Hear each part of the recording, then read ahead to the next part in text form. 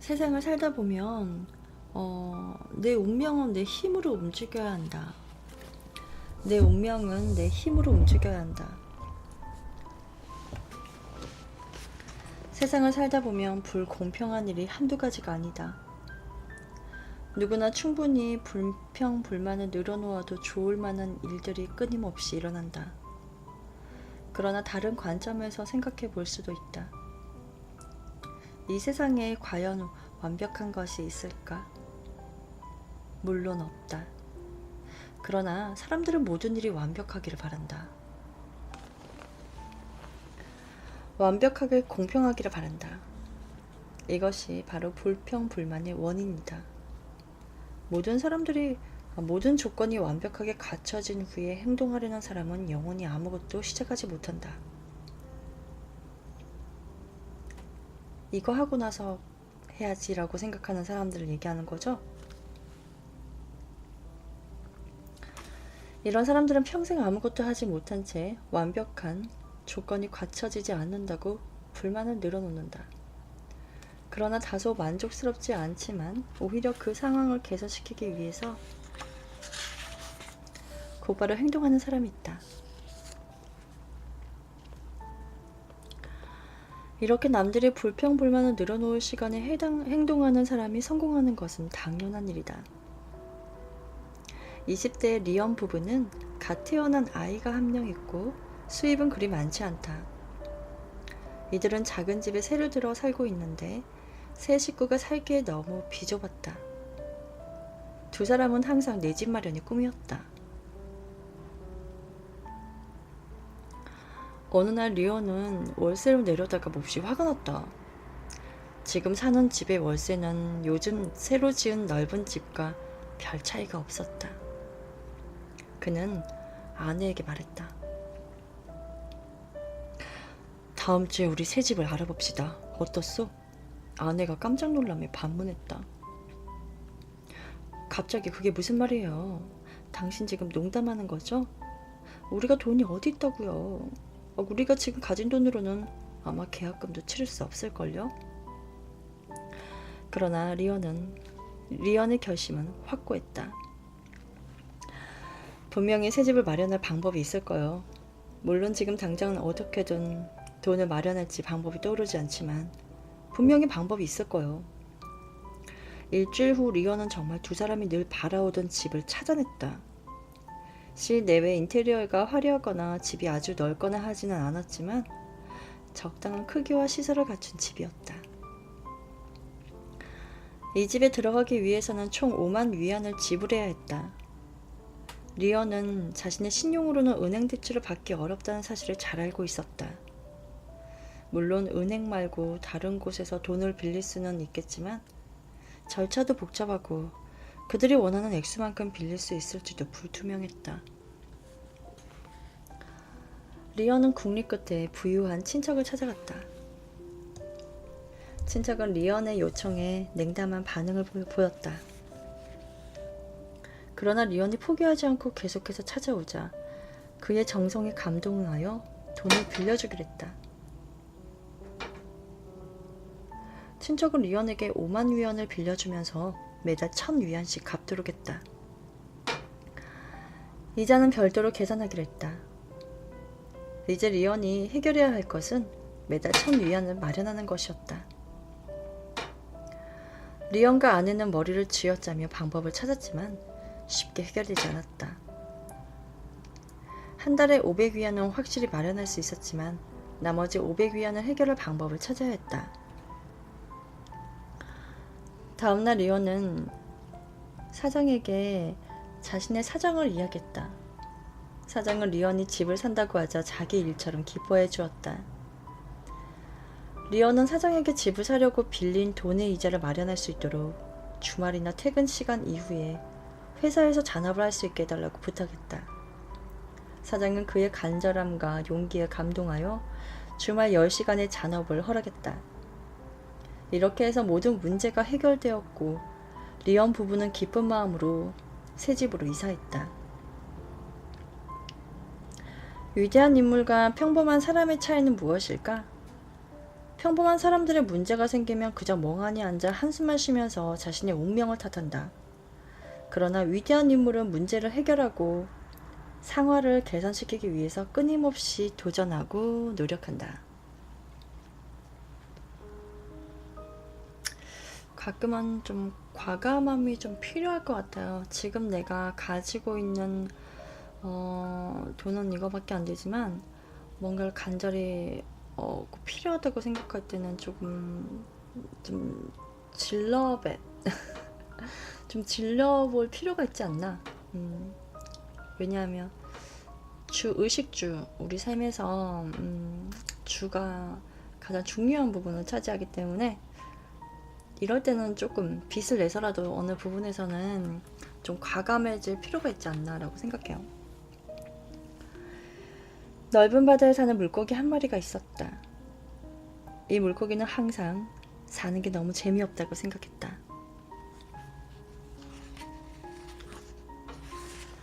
바다를 벗어나 다른 곳에 가보고 싶었다. 어느 날 이 물고기는 어부가 쳐놓은 그물에 걸리자 꼬리를 흔들어내며 기뻐했다. 이 순간을 얼마나 기다렸던가. 난 정말 이 재미없는 바다가 너무 싫어. 이제야 비로소 신나는 나날을 보낼 수 있겠네. 물고기는 기쁜 나머지 엄청 높이 뛰어올랐고 어부와 그 아들이 지금 잡은 물고기를 어떻게 요리할까 라고 말하는 순간 바닥에 떨어져 기절하고 말았다. 물고기가 다시 깨어났을 때 그는 매우 낡은 항아리 속에 들어가 있었다. 이 물고기는 아주 화려하고 아름다운 비늘 덕분에 목숨을 건질 수 있었다. 물고기의 화려하고 아름다운 비늘에 반해서 어부가 관상용으로 기르기로 한 것이다. 물고기는 항아리 안에서 신나게 헤엄치며 왔다 갔다 했다. 물 항아리는 아주 작았지만 물고기는 계속해서 쉬지 않고 헤엄쳤다. 어부는 매일 물 항아리에 먹이를 넣어주었다. 물고기는 그때마다 무척 기뻐하며 온몸을 흔들었다. 자신의 아름다운 비늘을 뽐내면서 동시에 어부에게 잘 보이기 위함이었다. 어부 역시 물고기를 기르는 것이 즐거웠다. 물 항아리 안에서는 항상 먹이가 풍부했고 물고기는 실컷 배를 불리고 헤엄치다가 힘들면 언제든지 낮잠을 잘 수 있었다. 물고기는 인생이 아주 행복했다. 물고기는 자신을 이렇게 행복하게 만들어준 자신의 비늘에 감사했다. 바다에 살 때는 매일 스스로 먹이를 찾아 나서야 했다. 또한 언제 큰 물고기에게 습격을 받을지 알 수 없어서 늘 불안에 떨어야 했다.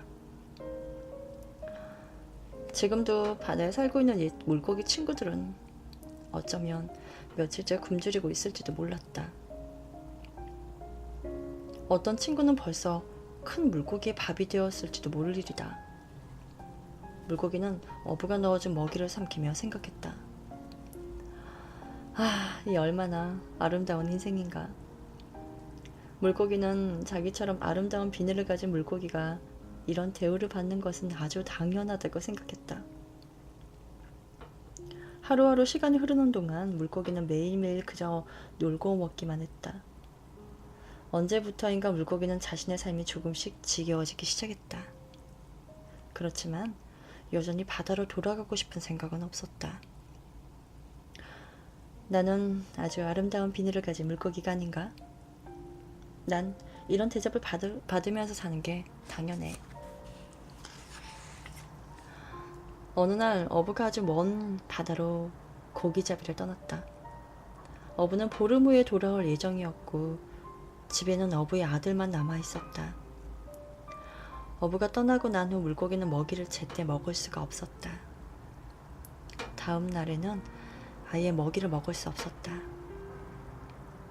물고기는 자기처럼 아름다운 물고기를 어떻게 무시할 수 있느냐며 불만을 터뜨렸다.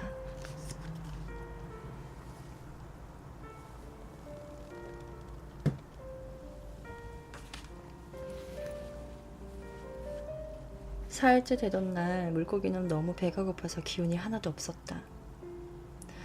물고기는 바다에 있을 때를 떠올렸다.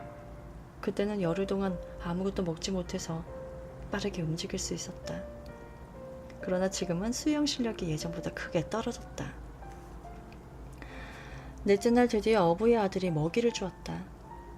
그런데 그것은 물고기 먹이가 아니라 아들이 먹다 남은 음식 찌꺼기였다. 그러나 물고기는 너무 배가 고파서 이거저거 따질 상황이 아니었다. 물고기는 음식 찌꺼기를 정신없이 삼켰다. 그날 이후 어부의 아들은 계속 음식 찌꺼기만 주었고 물고기는 계속 불평을 늘어놓았다. 그러던 어느 날 어부가 바다에서 사고가 나서 죽었다는 소식이 전해졌다. 어부의 아들은 당장 짐을 싸서 다른 곳으로 이사를 가버렸다. 어부의 아들은 이 물고기는 데려가지 않았다. 물고기는 물 항아리 속에서 이봐, 날 데려가야지. 제발 날 버리지 말아줘! 라고 소리쳤다. 그러나 어부의 아들은 신경도 쓰지 않고 떠나버렸다. 사방이 고요한 텅 빈 집안에 물 항아리와 아름다운 비늘을 가진 물고기 한 마리만 남았다. 물고기는 너무 슬펐다. 어부가 자신에게 잘해주었던 지난 날과 곧 죽음을 맞이하게 될 현실을 생각해보니 자신의 신세가 너무 처량했다. 이제 물고기는 보살펴주는 사람도 없이 물 항아리 속에 갇힌 신세가 되고 만 것이다. 이때부터 물고기의 불만은 몇 배로 늘어났다. 우선 이 물 항아리는 너무 좁았다. 먹을거리도 아주 형편없었다. 어부의 아들은 자기에게 아주 무례했다. 어부는 왜 그렇게 먼 바다에 나갔을까? 그러다 결국 바다의 물고기 친구들이 왜 자기가 바다를 떠나겠냐고 했을 때 말리지 않았는지 원망했다. 물고기는 모든 것이 불만스럽고 원망스러웠지만 오직 단 하나 원망하지 않는 것이 있었다. 바로 자신이었다. 어느 날 물고기는 꿈을 꾸었다. 아주 큰 부자가 이곳을 지나가다가 우연히 아름다운 자신을 발견해 맛있는 먹이가 있는 큰 저수지로 데려가 기르는 꿈이었다. 다음날 아침이 되자 또다시 새로운 태양이 떠올랐다. 주변은 여전히 고요했고 이 텅 빈 집안에는 물 항아리와 죽은 물고기 한 마리만 남았다. 이 물고기는 아주 아름다운 비늘을 가진 물고기였다. 금구라니 안녕하세요. 반갑습니다. 어서오세요. 네. 고양이님 핫도그 감사합니다. 너 책 읽다가 너무 더워가지고 머리를 묶었어요. 지금 상태가 별로 좋지 않은데 물고기가 바다가 너무 지겨워서 어항에 왔는데 결국에는 어부가 밥을 안 줘서 굶어 죽었어요. 그러니까 우리가 불평불만하면 안 되겠죠? 우리 불평불만하면 안 되겠죠, 그죠? 금구라님 788님 추천 감사합니다. 어서오세요. 반갑습니다. 그냥 이런 것 같아요. 되게 작은 거에 소소한 것에 기쁨을 가지고 살다 보면은 언젠간 되게 좋은 날이 올 것 같아.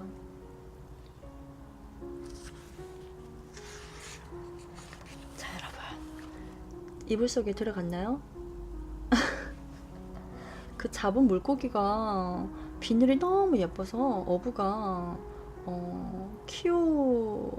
키우기로 했어요.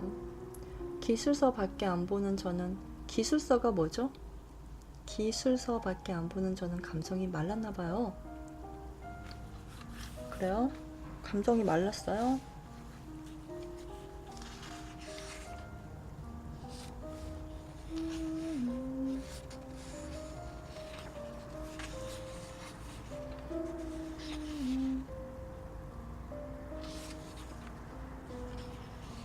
문화적 소양이 못 따라간다.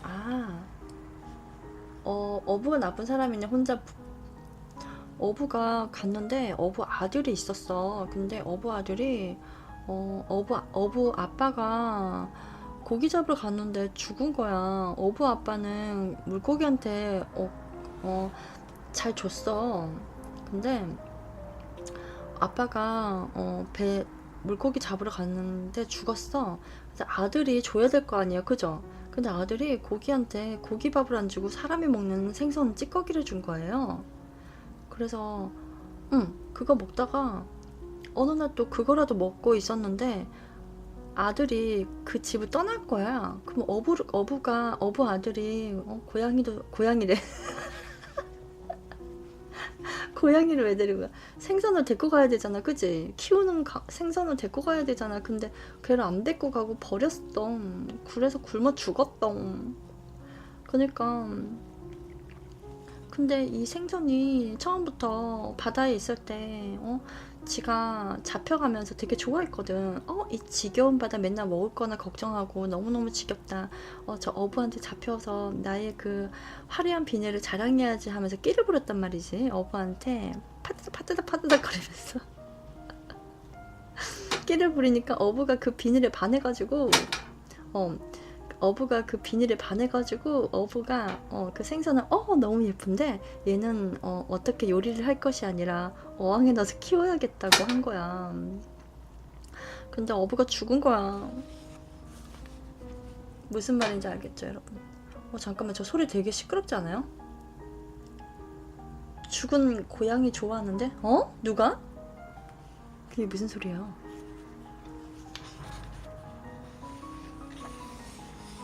죽은 고기가 좋아요? 아, 고양이.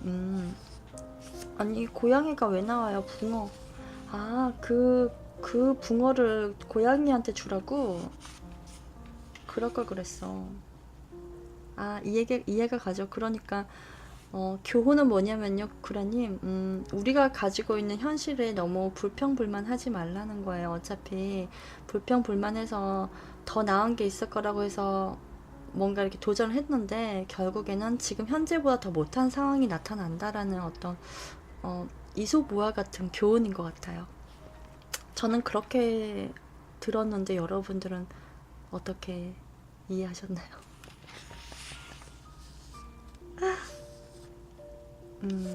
그냥 이 또한 지나가리라. 그러니까 이 순간을 잘 보내면 좋은 때가 온다.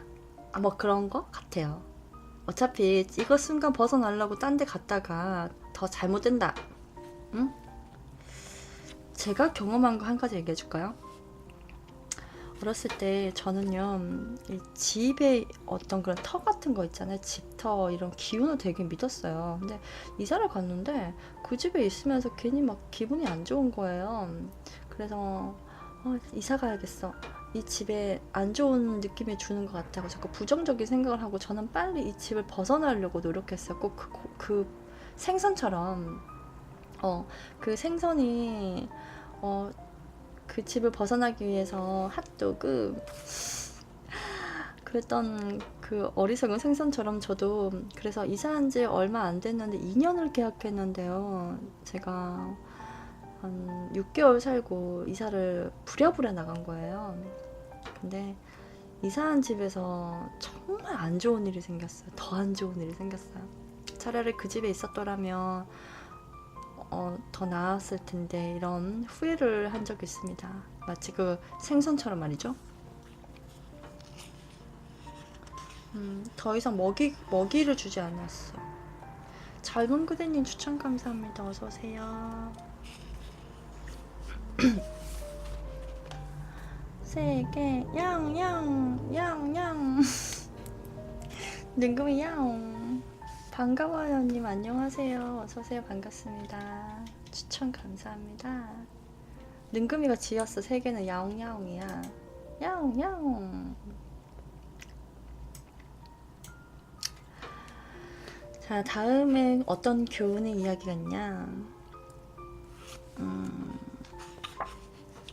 여러분들 듣기 쉬운 걸 해야 돼, 그치?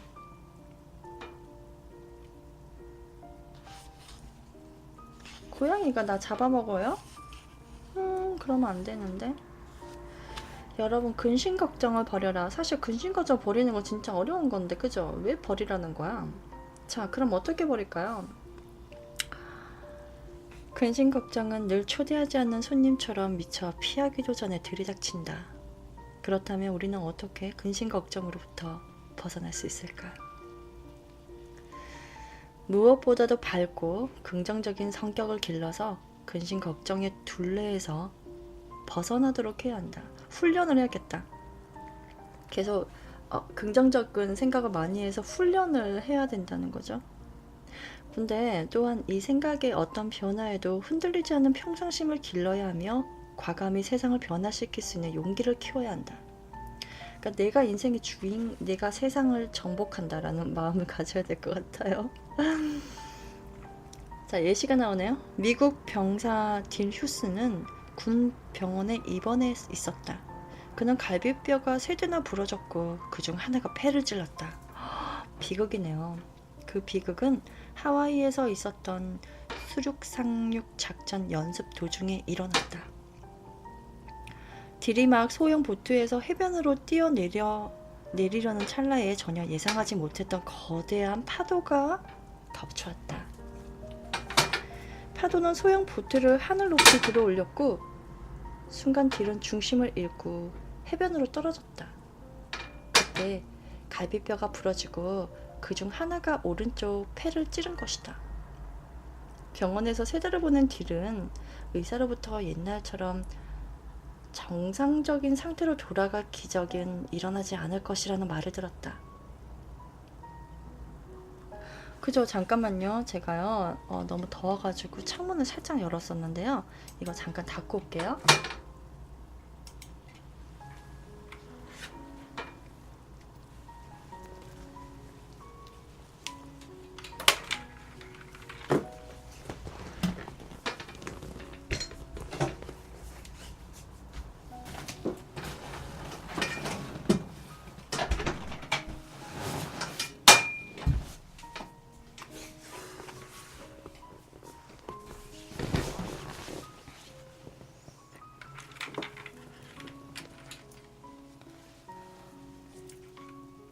왜 덥냐면요. 능금이가 지금 책을 읽으면요. 읽으면 땀이 나요. 그리고 제가 몸이 안 좋아요.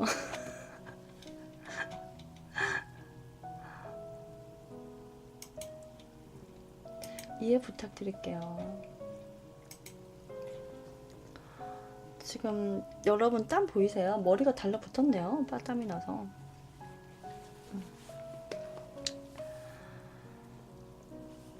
자, 병원에서 세대를 보낸 사람이 이제 옛날처럼 정상으로 돌아갈 수 없다고 합니다. 사고가 나기 전에 딜은 아주 활동적이었어요. 컨셉이에요. 크게 보고 싶으면 오후 4시에 오시고요. 작은 건 밤에.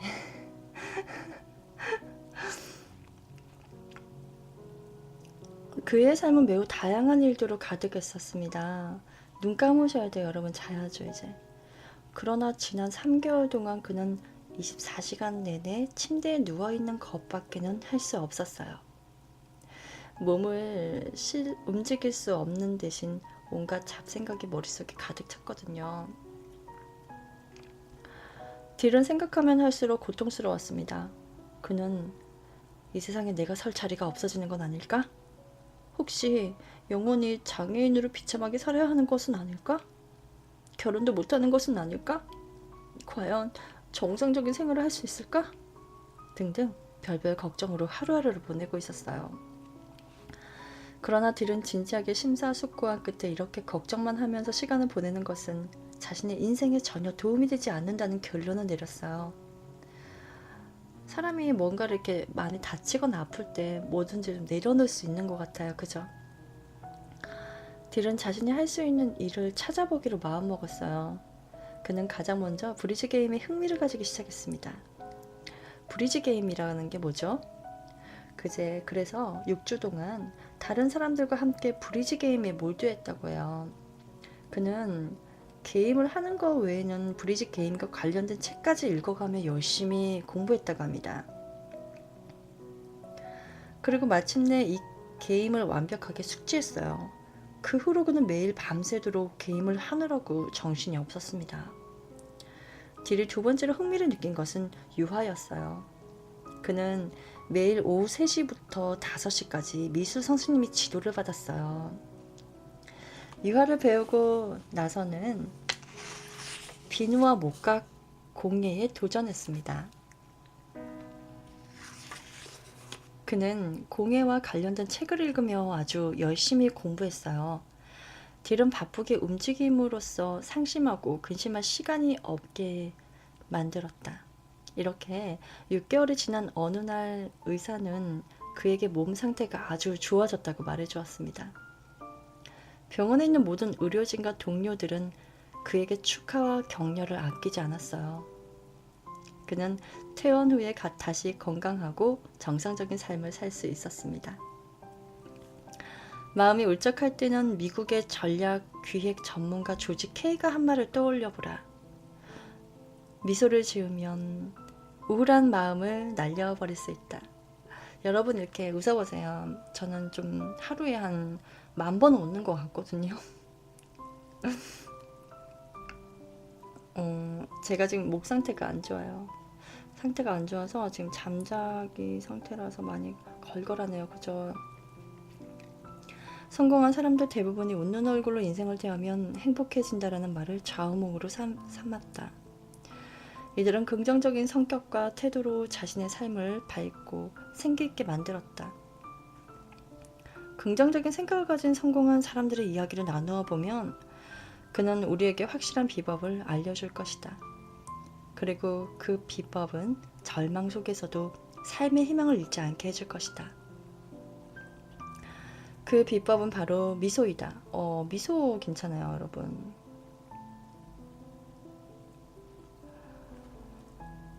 두 번 웃으면 다행이라고요? 10,000번을 웃을 수 없으세요?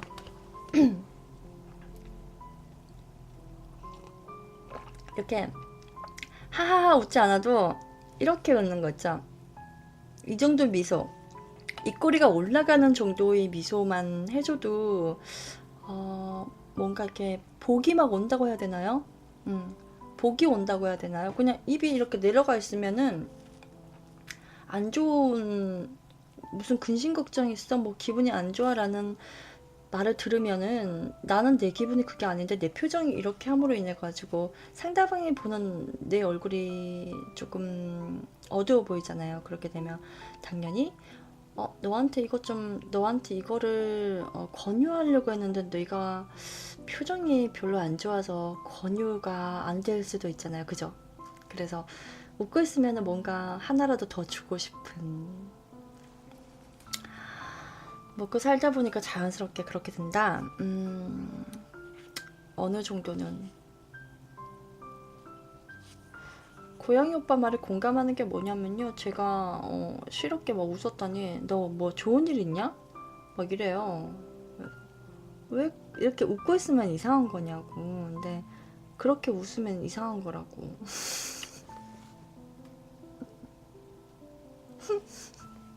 아, 이렇게 해서 이렇게 하면 이상한, 약간 미친 여자가 되는 거구나. 뭐가 좋은 일이 있어야지 이렇게 할 수 있는 거구나. 어떤 노인이 병이 났다. 머리가 아프고 허리도 아프고 입맛도 없고 온몸에 기운이 하나도 없었다. 노인은 이것저것 약이란 약은 다 먹어봤지만 전혀 소용이 없었다. 어느 날 노인은 아주 용한 한의사가 있다는 말을 듣고 그를 찾아갔다. 한의사는 한 차례 보고 듣고 질문하더니 노인에게 처방전을 적어주면서 그대로 약을 지어 먹으라고 했다. 노인은 약방에 가서 약사에게 처방전을 주었다. 약사가 처방전을 보더니 크게 웃으며 말했다. 이것은 부인과 질병 처방전인데요? 노인은 곰곰 생각했다. 이게 대체 어떻게 된 거야? 용하다고 소문난 한의사가 실수를 했나? 노인은 다시 한의원을 찾아갔으나 의사는 이미 자리에 없었다. 한의원 직원이 말하기를 의사는 한 달 뒤에나 돌아온다고 했다. 어쩔 수 없이 노인은 처방전을 그대로 가지고 집에 돌아왔다. 집에 오는 길에 노인은 멍청한 의사가 멍청한 처방전을 써준 것이 틀림없다고 생각했다. 세상에 내가 여성 호르몬 분비에 이상이 있는 부인병에 걸렸다니. 노인은 자기도 모르게 웃음이 터져나오는 것을 막을 수가 없었다. 이날 이후 노인은 그 일을 생각할 때마다 웃음을 참을 수 없었다. 노인은 가족과 친구들에게 이야기를 해주었고 사람들은 모두 박장대소했다. 한 달 후 노인은 다시 한의사를 찾아가 허허 웃으며 의사에게 처방전을 잘못 써주었다고 말했다. 그러자 한의사는 당연하다는 듯 여유롭게 웃으며 말했다. 그 처방전은 제가 일부러 쓴 것입니다. 노인의 병은 우라병이었다. 그래서 늘 우울하고 이상한 증상들이 나타났던 것이다. 이 한의사가 노인에게 내린 처방은 바로 웃음이었다. 노인은 그제 모든 것을 깨달을 수 있었다. 지난 한 달 동안 자주 웃었을 뿐 약 하나 먹지 않았는데도 몸은 예전보다 훨씬 좋아졌던 것이다. 웃음은 이렇게 한 사람의 인생을 바꿔놓을 수 있습니다. 웃음은 우리의 건강, 기분, 타인과의 교류, 사업의 성패, 인생의 진정한 의미 등을 결정짓는 중요한 요소이죠. 통쾌하게 웃어라. 더 이상 얼음장처럼 차갑고 딱딱한 표정을 짓지 마라. 이것은 누구나 지켜야 할 기본적인 삶의 태도이다. 먹고 살기가 바빠서. 근데 먹고 살기 바쁘기 이전에 이게 먼저라면, 이걸 잘해야지 잘 먹을 수 있다면 어떨까요?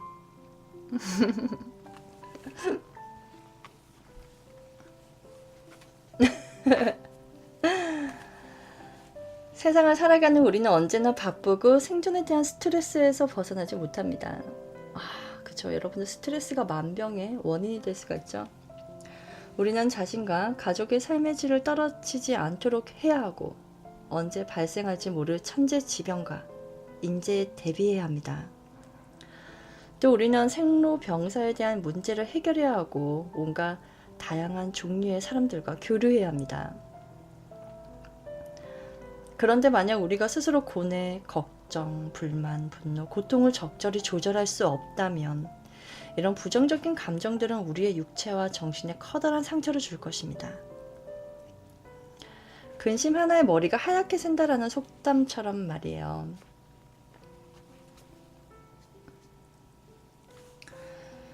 자신의 감정을 적절히 조절할 수 있는 가장 좋은 방법은 바로 웃음입니다. 웃음. 웃음만이 긍정적으로 생활할 수 있게 해준다고 하네요. 한 번 웃으면 10년 젊어진다라는 속담이 있어요. 하하하. 난 지금 1년 젊어지고 있어. 하하하. 2년 젊어지고 있는 거야. 확실히 항상 즐거운 마음을 가지고 웃음을 잃지 않는 사람은 정신적으로든 육체적으로든 매우 건강하다. 웃음이 근육을 부드럽게 해주고 몸과 마음을 편안한 상태로 만들어주기 때문이에요. 여러분들 웃을 때 약간 호흡이 굉장히 깊게 들어가잖아요. 아시죠? 깊게 들어가면서 내뱉을 때 굉장히 몸이 릴렉스해지거든요. 이 모든 게 호흡과 연결이 되어 있어요. 웃는 사람은 이 세상이 얼마나 아름다운지 경험할 수 있다. 우리는 이 모든 기쁨과 세상을 함께 나누어야 한다. 웃음은 우리를 긍정적이고 적극적인 사람으로 만들어주는 성공의 보증 수표이다. 웃음은 즐겁고 행복한 삶의 태도를 지니게 해주고 타인과 자신에게 너그럽게 대할 수 있는 넓은 도량을 키워주며 이해 득실에 연연하지 않는 솔직하고 담백한 마음을 갖게 해준다. 웃음을 수양하는 것은 곧 인품을 수양하는 것이다.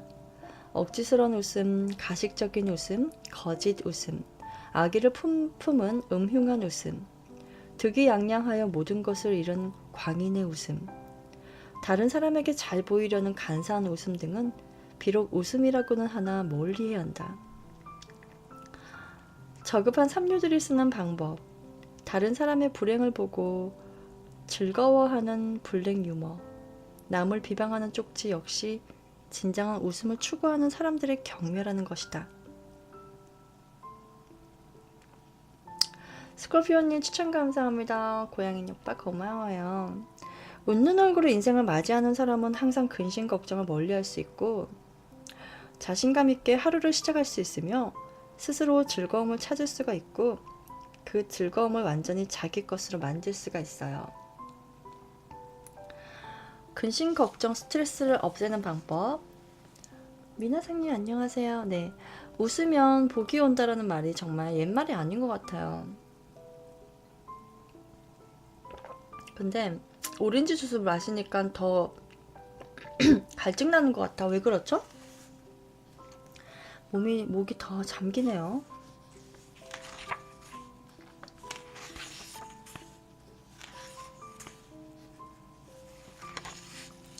원래 단 거 먹으면 더 좋은 거 아닌가?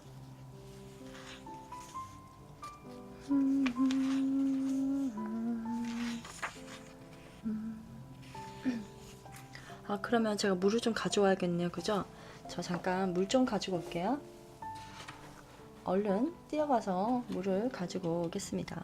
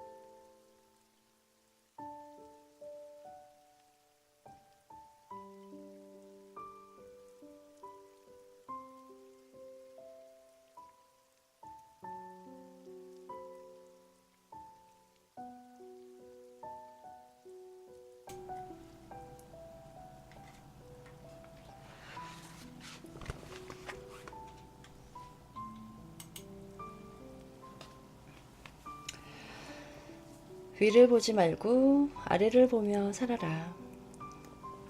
우리는 모든 일과 관련해서 습관적으로 다른 사람과 비교를 한다. 이웃 또는 친구나 가까운 친척 그리고 가족까지 비교 대상이 되는데 이렇게 다른 사람과 비교하면 항상 부족한 것만 보이고 세상이 불공평하다는 생각이 들게 마련이다. 다른 사람과 비교하면 늘 부족하고 화가 나지 않던가. 그러니 위를 보지 말고 아래를 보자. 이 세상에 완벽한 삶을 살아가는 사람들이 얼마나 있을까? 아니, 있기는 할까? 누구든지 크고 작은 문제점이 있다. 서로 깊이 사랑하고 경제적으로 안정된 가정을 일구었으나 불행히도 아이를 갖지 못하는 부부가 있는가 하며 출중한 외모와 훌륭한 재능을 겸비했음에도 정신적인 고통에서 시달리는 사람도 많고 주체할 수 없을 정도로 많은 재산이 있으나 자식 농사를 망쳐버린 이들도 있다. 자신의 단점과 다른 사람의 장점을 비교하며 살아가는 이들은 당연히 자신의 장점을 발견하지 못한 채 자책하고 하늘을 원망한다. 결코 객관적이지 못한 잣대로 그렇게 매번 비교해봤자 돌아오는 것은 자격지심일 뿐이다.